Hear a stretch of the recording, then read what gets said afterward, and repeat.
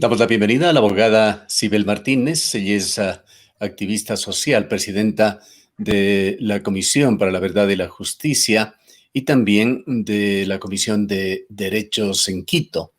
Quisiéramos, abogada Sibel Martínez, entender de mejor manera el acto, la acción tomada por la Corte Constitucional el día de ayer, que ha sido interpretada como una despenalización del aborto.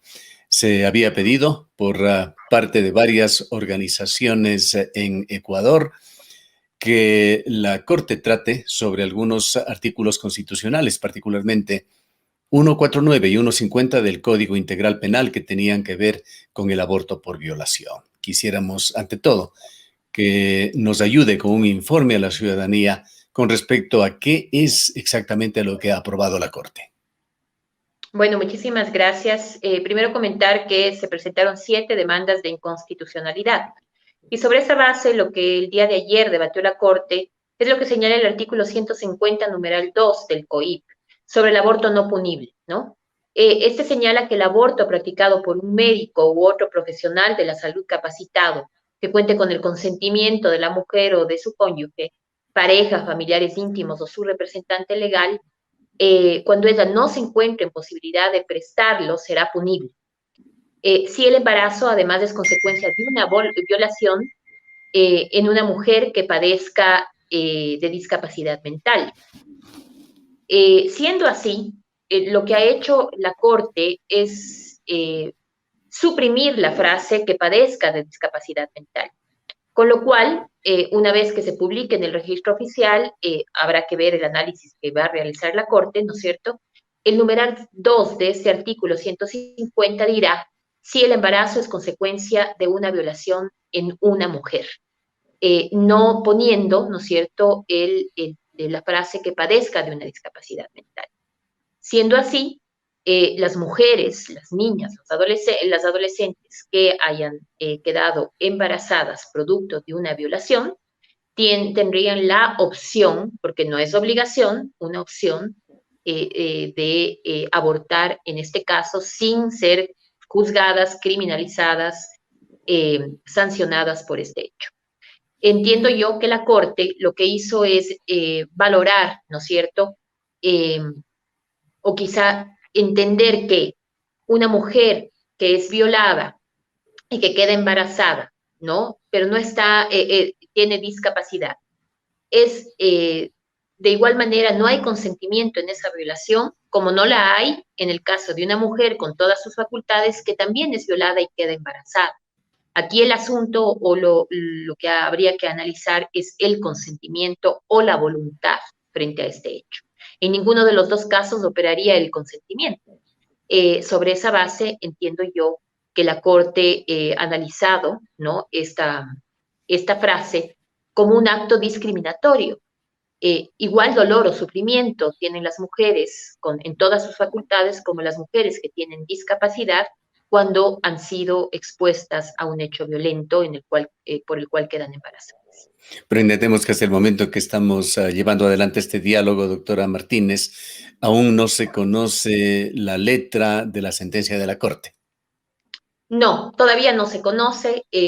Entendemos que tomarán, ¿no es cierto?, un tiempo para poder hacerlo y poner a consideración este análisis interesante. Sin embargo, esto se supo el día de ayer y además porque las 7 demandas que comentamos han contemplado una serie de análisis, ¿no es cierto?, para ser consideradas como demandas y ser analizadas el día de ayer por la Corte. Entre ellas, lo que le comento.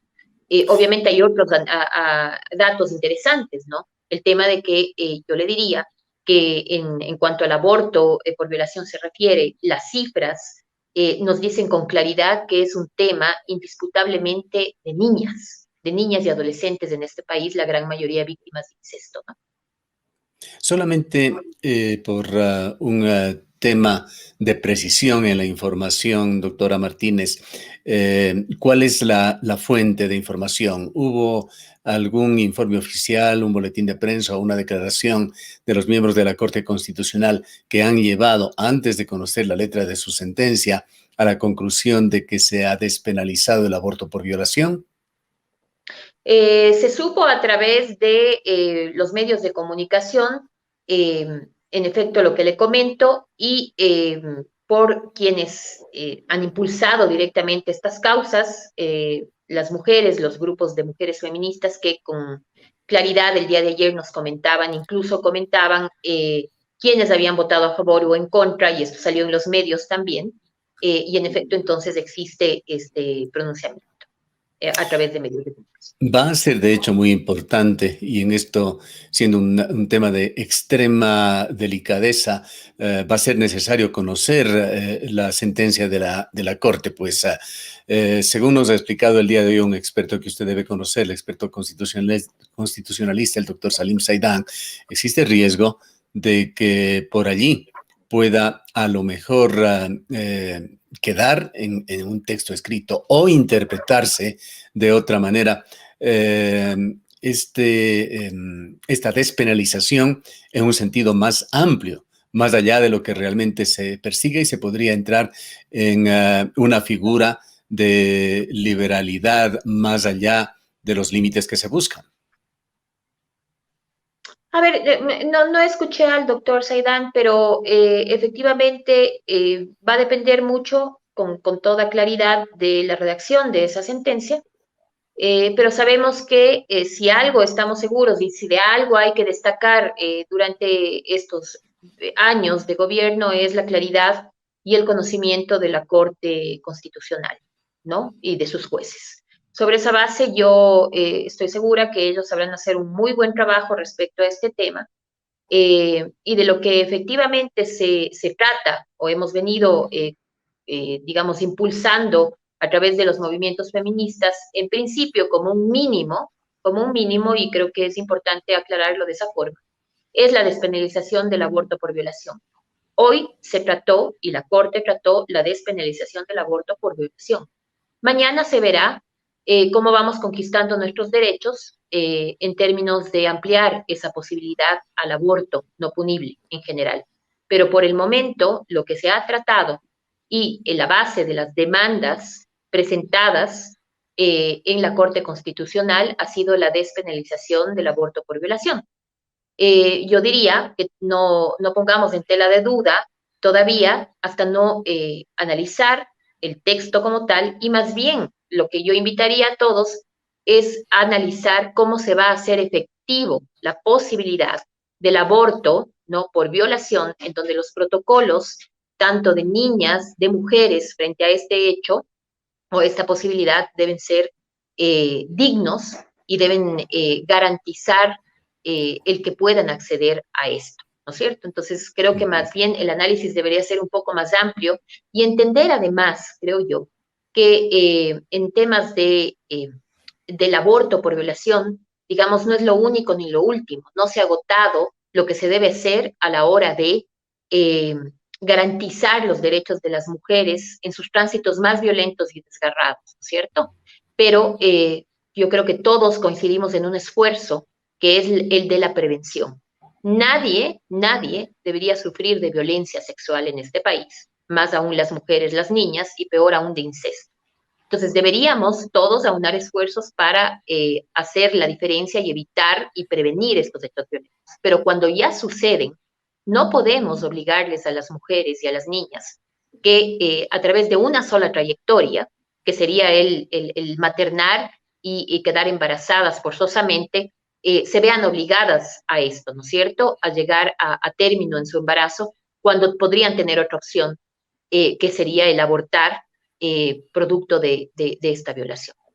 Es difícil para nosotros, doctora Martínez, sin ser expertos en el tema, sin tener el involucramiento que personas como usted o el doctor Saidán o los colectivos que han estado trabajando por cambiar las normas en Ecuador conocen, tener opiniones muy claras al respecto, y esperamos no estar haciendo malas interpretaciones, pero nos da la idea de que el diálogo con el doctor Saidán, cuyo diálogo usted y nuestros oyentes pueden verlo en forma completa en la página web antena1.com, él criticaba a las organizaciones feministas de Ecuador, señalando que esta discusión se había centrado, se había vendido de alguna manera como un tema que afectaba particularmente a las adolescentes en Ecuador. Es decir, como que existiría una especie de uso de una situación particular para generalizar una norma que trae consigo riesgos. Pues de no quedar, esto es por supuesto, se está anticipando criterios, pues la letra de la Corte, reiteramos, aún no ha sido hecho pública, pero podría llevar a los riesgos de que a través de una declaración de parte de cualquier mujer embarazada en Ecuador se pueda proceder al aborto sin consecuencias. A ver, a mí me llama mucho la atención esta visión sesgada, la verdad, frente a esta situación. No es utilizar, y debe escucharse bien este tema, no es utilizar a las niñas o a los adolescentes para justificar la despenalización del aborto por violación, porque las cifras gritan. 14 mujeres, 14 niñas de 14 años quedan embarazadas a diario, producto, la gran mayoría, de violación. Y esto no es una cifra que nos inventamos o decidimos traer a colación porque efectivamente queremos más argumentos para despenalizar el aborto. Por el contrario, es una realidad, una lacerante realidad, ¿sí? 7 de ellas dan a luz y 7 deciden abortar clandestinamente. Esa es una realidad en este país. Al permitir que las mujeres, que las niñas puedan abortar producto de violación, no se está hablando de libertinaje en ningún momento o de libertad, que además nuestros derechos sexuales y reproductivos son nuestros derechos, de las mujeres. Entonces, al menos nosotros tendríamos la capacidad de decidir sobre nuestros cuerpos y nuestras mentes, ¿no? Y sobre nuestra psiquis y nuestra sexualidad también. Pero no Entonces, podemos olvidar, doctora, y este es un debate de larga data, de que hay derechos también en el feto, en la vida que está por empezar. a ver, sí, es de larga data y creo que en realidad eh, hemos sobrepasado ya esta visión de un referéndum moral frente a este hecho. Recuerden que además ya durante muchísimo tiempo, en el 2018, 17-18, en donde se habló sobre la despenalización del aborto, entre ellos por violación, se dio una serie de argumentos y una que quizá es muy válida para avanzar en el tema de derechos es el análisis científico frente a esta realidad, ¿sí? Que tiene que ver con que no se trata de un referéndum moral respecto a este tema, sino sobre una realidad real, científica, que se ha podido demostrar y que en efecto, para nuestro caso, para las mujeres en este país, se resume a eso, a la violencia sexual de la que somos víctimas desde que somos muy pequeñas y que en efecto causa que muchas mujeres y niñas se vean forzadas a maternar producto de esas violaciones. Estas suspicacias con las que se creen que vamos a manejar estos temas, creo que deberían dejar de lado quienes quieran, digamos, hablar de las mismas, ¿no? ¿Por qué razón? Porque para una mujer es durísimo tomar una decisión de abortar. No lo hacemos por deporte. Y frente a esa situación, creo que deberíamos avanzar como sociedad para ponernos en los zapatos de aquellas víctimas de violencia sexual, muchas de ellas niñas, que ni siquiera han podido llegar a conocer o se dan cuenta de lo que están viviendo. Pasa muchísimos años para que se den cuenta que el abuso sexual ha formado parte de su biografía. Y con los datos que nosotros hemos levantado y que hemos podido con claridad decir y que no han sido refutados, porque efectivamente vienen de fuentes oficiales, está más que justificado el hecho de que las mujeres podamos decidir por nuestros cuerpos cuando además hemos sufrido de una violación. Yo creo que no valdría la pena por el momento hablar de esas suspicacias que se adelantan y que Doctora no tienen nada Martínez, que ver con...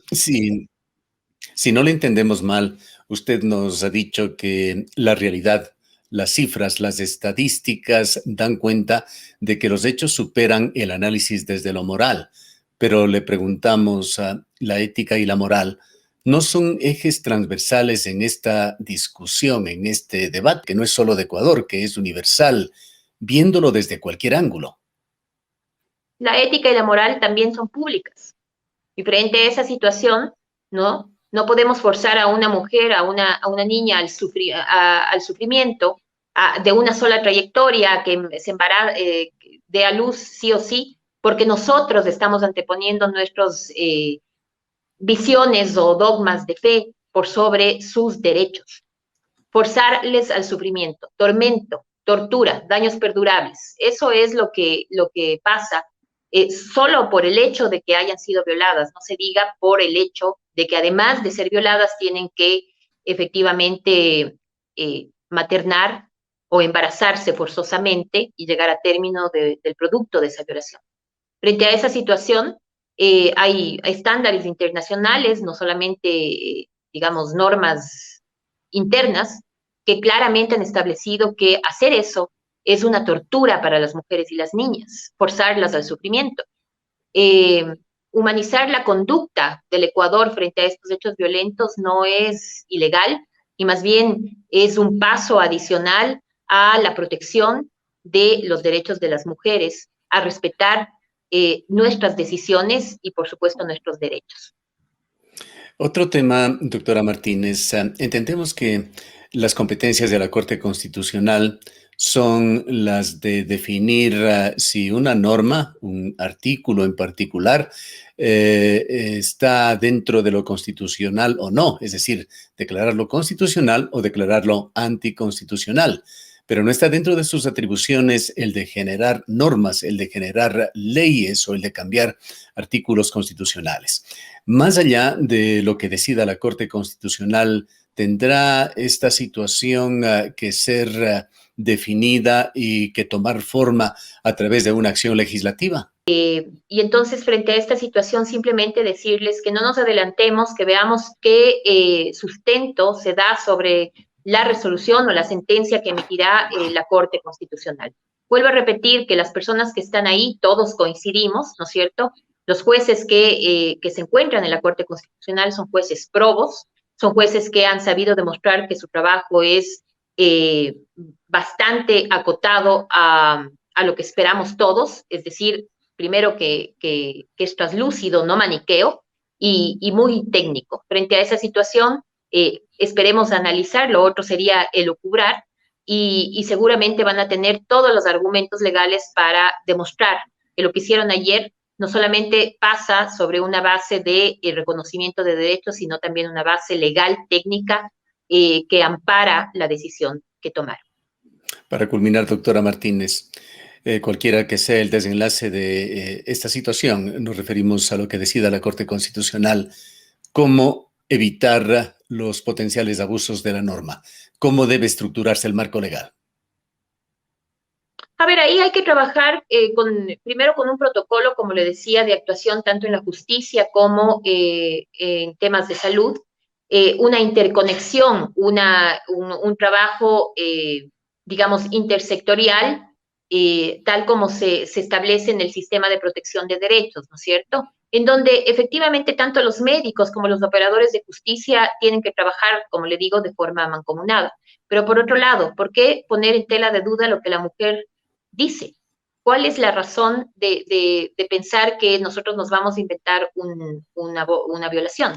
¿Y cuál es la razón por la cual no deberíamos partir por creer a las mujeres? Y porque efectivamente cuando se dice que en realidad existió una violación y un embarazo producto de esa violación, ponernos en tela de duda. Eso como para comenzar, pero efectivamente se va a trabajar en protocolos, se tiene que trabajar, como le digo, multidisciplinariamente en estos temas para garantizar no que las mujeres no estén mintiendo, por favor, sino una atención digna a las mujeres que han sufrido violencia y que han quedado embarazados producto de esa violencia. Solamente le diría, abogada Martínez, que los seres humanos somos volubles por esencia. Quisiéramos que efectivamente el mundo funcione así, que todos merezcamos absoluta credibilidad, pero usted sabe que en el mundo real las cosas no funcionan así. Sin perjuicio de cualquier comentario adicional, queremos agradecerle. Muchísimas gracias a ustedes también. Buenos días. Declaraciones de la abogada Sibel Martínez, activista social. Nos vamos a una breve pausa.